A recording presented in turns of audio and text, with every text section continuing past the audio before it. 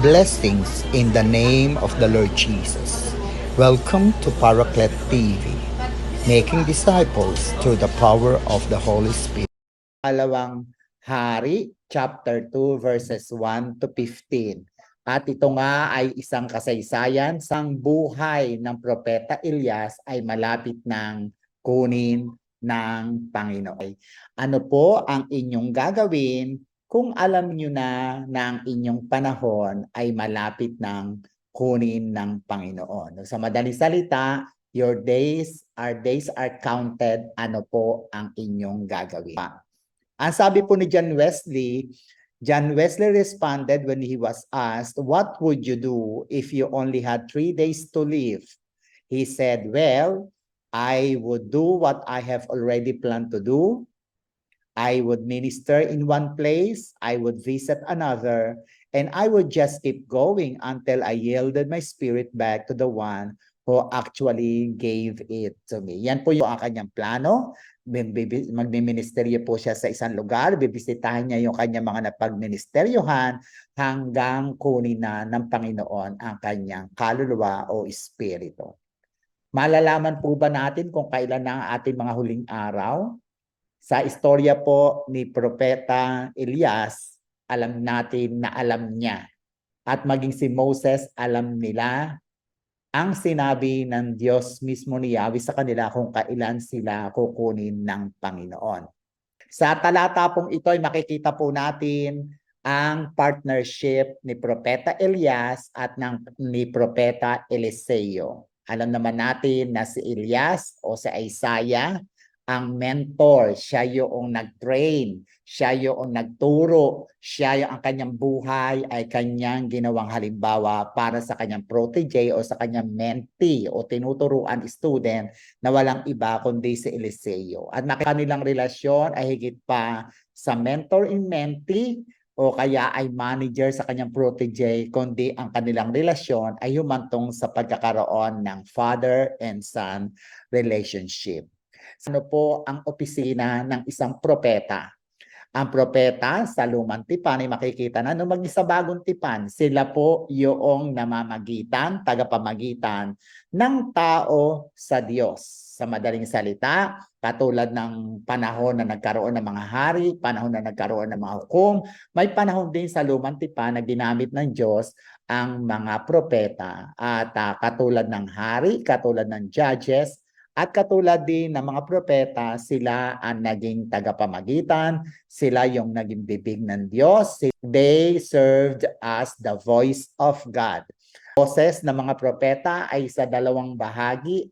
Una ay yung foretelling at pangalawa yung forthtelling. Propeta, alam natin na para marinig nila ang Diyos ay tunay na kanilang buhay ay kanilang handog, devoted sa Diyos. Marami silang panahon na nakikipag-usap sa Diyos at kilalang kilala nila ang boses ng Diyos. Ganyan.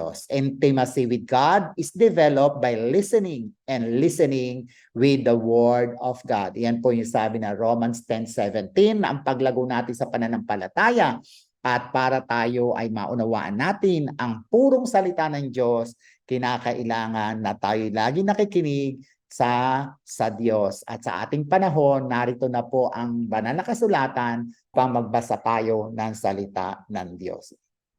Dito po sa kasaysayang ito, makikita natin na bago kuhanin ng Diyos si Propeta Elias, ay kinakailangan niya munang katulad ni John Wesley ay magministeryo, dumalaw sa mga lugar na kung saan ay pinuntahan muna ni Propeta Elias upang kanyang dalawin. Una nga pong lugar ay yung kung saan sila naroon, ito nga po yung lugar ng Gilgal.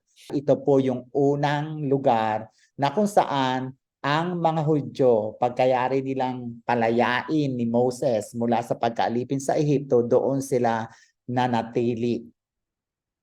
Pagkalampas nila doon sa Red Sea, po ginanap yung kanilang pakikipagtipan sa Diyos sa pamamagitan ng circumcision o pagtutuli. Ibig sabihin ng pagtutuli, ang pagtutuli ay simbolo ng isang pakikipagtipan sa Diyos na ang ating mga laman ay tunay na hindi na dapat manguna sa ating mga buhay.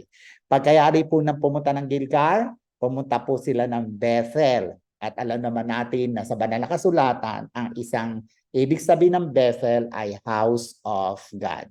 Ang lugar na ito ay very significant, lalo na sa ating patriarkang si Jacob. Doon niya na-meet ang Panginoon, doon sila nagpagbuno at doon nakuha ni Jacob yung pagpapala na kanyang ipinagkaloob sa bansang Israel na ibinigay din sa kanyang ama na si Abraham. Bethel po ay nagpapakita ng pag-ibig at ng protection ng Diyos kay Jacob, no, at sa mga Israelita na yan po ay naranasan niya na sa panahon na tumatakas si Jacob, doon niya namit ang Panginoon at siya ay pinalakas ni Yahweh. Ang ikatlo ay ang lugar ng Jericho na dinalaw ni Elias. At alam naman natin na ang Jericho ang kauna-unahang siyudad na nakalaban ng mga Hudyo bago sila mapunta sa lugar ng Kanaan. At alam naman natin na kakaiba ang pakikipaglaban nila, hindi sa pamamagitan ng mga tabak, hindi sa pamamagitan ng mga sibat, kundi sa pamamagitan ng 7 times na pag-ikot nila doon sa Wall of Jericho at sa pamamagitan ng kanilang mataas at malakas na pagpupuri, nahayag ang kapangyarihan ng Diyos, nagapi ng Diyos ang Jericho. Bumagsak ang mga walls nito. Ito nagpapakita na ang Diyos ang siyang ating tagapagtanggol, umasa tayo sa Panginoon, ang Diyos naman ang siyang lalaban para sa atin. At ang kaululihan ay ang lugar ng Jordan na kung saan doon nag-cross yung mga Israelita patungo dyan sa Promised Land. At ang isang kahulugan ng Jordan, ilog ng Jordan, ito ay sumisimbolo sa death and resurrection dahil doon din makikita natin na naganap ang mga bautismo sa tubig na alam naman natin sa aklat na Roma ay sumisimbolo sa pagkamatay at nagpapakita ng pagkabuhay. Share Jesus. Subscribe, share Paraclet TV. Go, go, go.